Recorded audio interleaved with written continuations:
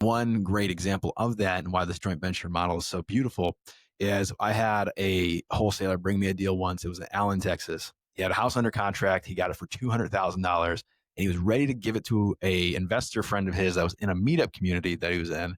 He was going to sell it to her for $230,000. So he was going to make $30,000 on the deal. But instead, and we've done a couple of deals before, but he just felt this need that he wanted to try and do the whole cycle by himself.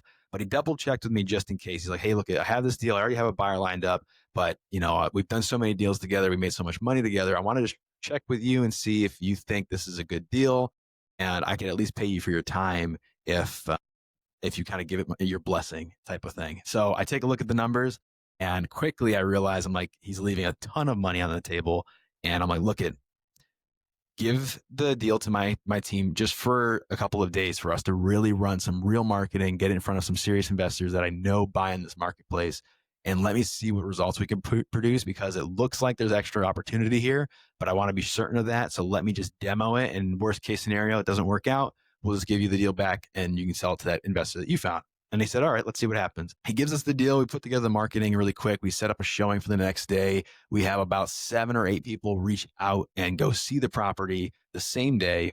And by the end of that second day of showings, we had an offer for $300,000 that they were ready to assign the property for. So again, he had it for 200,000. We assigned it for 300,000. He was originally going to sell it for 230,000. So we were able to nearly double his return because he gave us the chance to one, utilize the resources we put in place and leverage our skill set on the dispo side to make sure he was maximizing that opportunity. He was willing to let go of an extra $70,000 that he didn't even know existed there because he simply didn't know. And it was because he didn't know the person to talk to, the right things to leverage when talking to investors, and being able to create the pressure situation of multiple investors in a room that makes them become more competitive.